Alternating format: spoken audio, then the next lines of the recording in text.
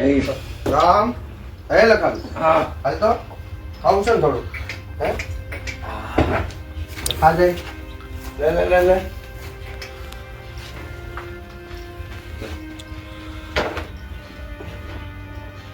નહીં શું ખાવું ભાઈ હે ખાઈ લે ને ખાઈ લે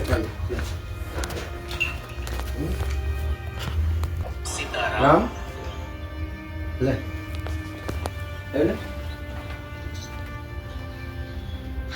ને ખાઈ લે હે રામ ખાને ભાઈ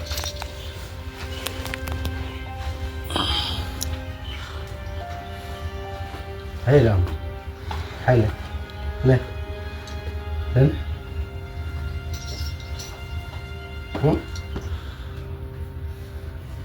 તારા સાંભળે છે ને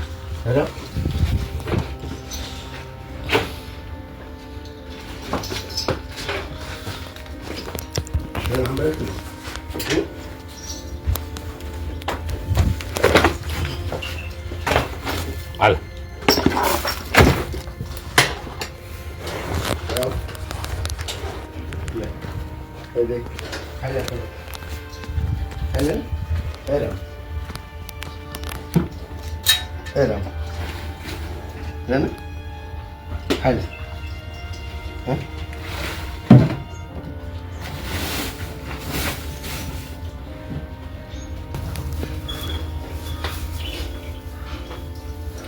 બોલવું ઘણું હોય પણ બોલી નથી શકાતું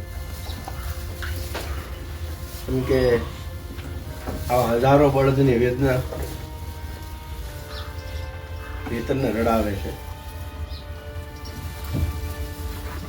લગભગ 20 દિવસ થયા બીજો વિડીયો મૂક્યો હતો. આખો એ વિડીયો બનાવ્યો ને ફેમસ થવા માટે નથી.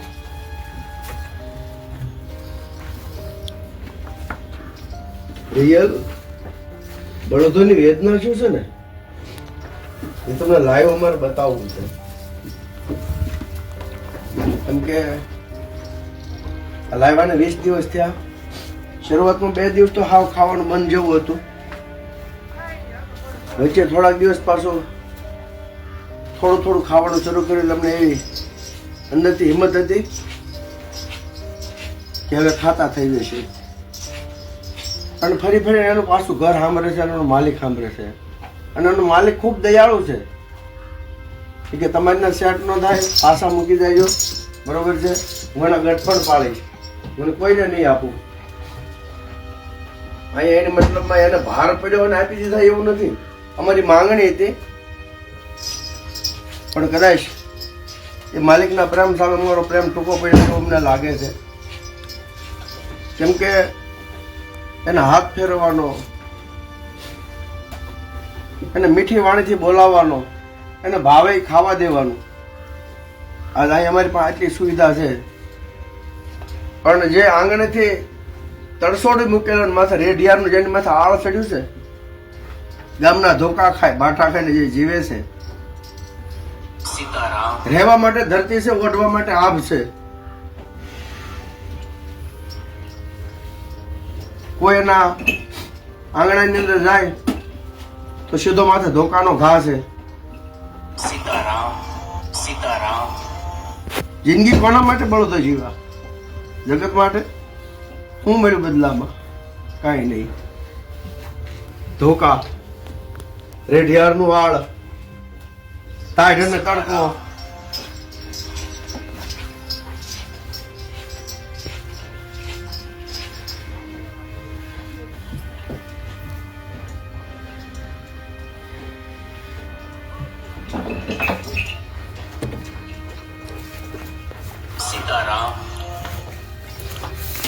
પાપના ભારા બાંધજો. કોના માટે ભેગું કરીશું?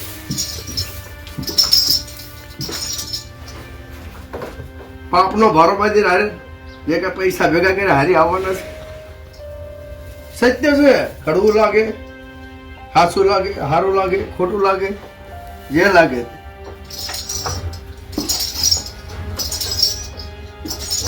જે આંગણાની અંદર વૃદ્ધ ગાયો અને બળદોની સેવા થતી હોય, એના મા બાપ કોઈ જ વૃદ્ધાશ્રમમાં ન હોય, એ ફાઇનલ વાત છે. એ બી ઘરનો રિવાજ છે, ગઢપણ પાળવાનો અને પ્રેમ અને ભાવથી હસવાતા હોય.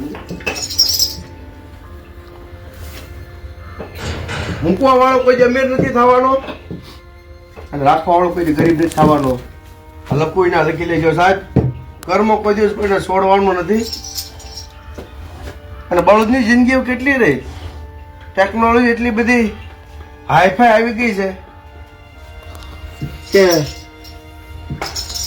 10-15 વર્ષ વધીને 20 વર્ષ એનાથી વધારે મને નહીં લાગતું કે બળદો ખેતીમાં કામ કરશે. કેમ કે 30 વર્ષની અંદર લગભગ અમારા વિસ્તારની અંદર તો એમ કહેવાય 90% બળદો છૂટી ગયા. માંડ વધીને 10-15% બળદો રહ્યા હોય તો જાતિ જિંદગીએ થોડાક બળદો વધ્યા છે, એને હાંસવાની વાત છે. હાંસવો તોય ભલે, નો હાંસવો તોય ભલે. હાંસવો તો તમારું કર્મ છે, નો હાંસવો તો તમારું કર્મ છે. બાકી જગતના શોખમાં આવી અને બળદ દળદળ રોતો હોય ને ત્યારે જગતને શરમ લાગવી જોવે. આખા જગતમાં પેટ ભરનારો જગતના શોખમાં ઉભો રોવે છે. અને સત્ય વાત છે, માનવ જાત નહીં, દરેક જીવ માટે ગાધાની કમાણી છે ને એ આખા જગતે ખાધી છે. અને એની જાત એની તોડી નાખી. જાતવાન બળદો, મારે બીજું કઈ નહીં કે જાતવાન બળદો કે અમારા ટ્રસ્ટની 8-10 જણા છે, બધા વિશેષ પ્રેમ આપે. કાકાને સૂટ આપેલી એને ખાઈ ખવડાવો. મારે પૈસાની મતલબ નથી, મારે બળદને આવડા નથી પડાવવા સાહેબ, તોય પોસિબલ નથી થતું. અમારાથી એટલું હાર્ડ પડે છે. એના માટે એને ભૂખ લાગવાની દવા, બીજી ત્રીજી દવા, રોજ જાગીને માથે હાથ ફેરવવાનો, છોકરાથી વિશેષ હાસવાના, બાપથી વિશેષ પ્રેમ આપવાનો, તોય ભેગું નથી થતું. બસ છેલ્લા 5 દિવસ વાટ જોવાની છે. 5 દિવસની અંદર બળદો ખાવાનું શરૂ નહીં કરે તો અમારે નિર્ણયમાં કઈ ફેરફાર કરવો પડશે અને માલિકને પાછા બોલાવી અને આંગણે પાછા બંધાવવા પડશે. અમને પૈસાથી કોઈ મોહ નથી અને પૈસા માટે આ કાર્ય પણ નથી. આ કાર્ય છે માત્ર બળદોનું જતન કરવા માટે.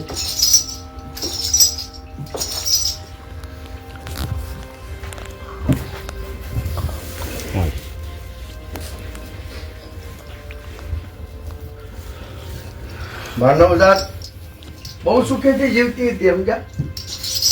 મને મારું બાળપણ યાદ છે. 65% દુખી હતા પણ મનના રાજા હતા. અને 65% સુખી થયા, મન ભિખારી જેવા થવા માંડ્યા. ભિખારી જેવા એટલે માટે કહેવા પડે કે પૈસાની એટલી બધી લાલચ લાગી કે કર્મ પાછળ માણસે પાછું વાળીને જોયું જ નહીં. અને ભગવાન કૃષ્ણ કહે છે કે કર્મ આ ધરતીમાંથી મેં પણ ભોગવ્યું છે. રામ કહે મેં પણ ભોગવ્યું છે. હવે રામ અને કૃષ્ણ જો કર્મ ભોગવતા હોય તો આપણે એમાં કલ્પના પણ ન કરવી કે આપણે બચી શકીએ.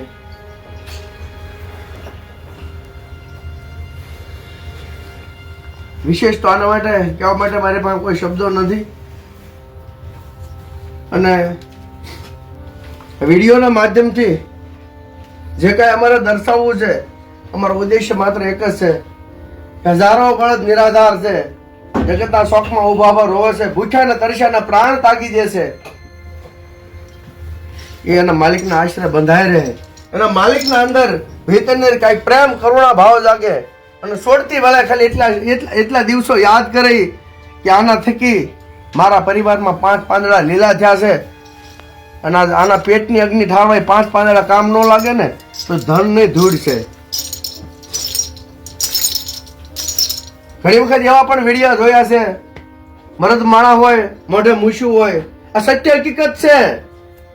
કડવું લાગશે પણ સત્ય હકીકત છે. ઘણી વખત આપણે પૂછતા હોય ભાઈ એને બળદને હું કામ મૂકી દીધા, કે ભાઈ ઘરમાં કોઈ રહ્યું નથી, વડીલો છે, હવે એની સેવા થાય એમ નથી, બાપાની ગેરહાજરી થઈ ગઈ, આવા બધા પ્રશ્નો હોય. પણ જ્યારે 25 વર્ષનો યુવાન કે 30 વર્ષનો યુવાન એ બળદની જોડ લઈને ક્યાંય મૂકવા જાય અથવા તો રોડે રજળતા મૂકે, એ મર્દાનગીની મૂછું નથી મારા બાપ, એ ખાલી પીસડા છે, પીસડા. મર્દાનગીની મૂછું હોય ને તો એ મર્દાનગી કરી બતાવે. એનું કારણ છે કે મર્દાનગી એને કહેવાય કે જેનું દુઃખ હોય ને એનો ભાગીદાર બને ને મર્દાનગી કહેવાય. બાકી પૈસાની લાલચમાં આંગણાથી છોડી દેવાના. અને તમે પોહાણ પડે ને મૂકો, ગૌશાળાની અંદર મૂકો, પાંજરાપોળની અંદર મૂકો, રોડે રઝળતા મૂકો, આંગણા જેવો પ્રેમ ક્યાંય નથી. 1000% વાત છે. એનું પ્રમાણ હું તમને સામું બતાવી રહ્યો છું.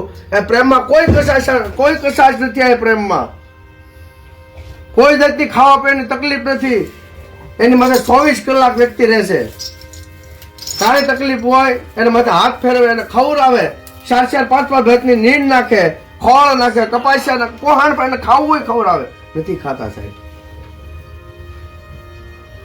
અને જ્યાં સુધી આ જીવ દુઃખી છે ને, સાથી ઠોકીને કહું છો કે કૃષ્ણ પરમાત્મા ક્યારેય રાજી નથી થવાનો. જ્યાં ફાફા મારવા ને ફારી લો, જગતમાં જ્યાં સુખ ગોતવું ને ગોતી લો, સુખ ક્યાંય નથી મળવાનું. જાઓ. અમારા શબ્દો નથી, આ બળદના શબ્દો છે. જય ગૌ માતા.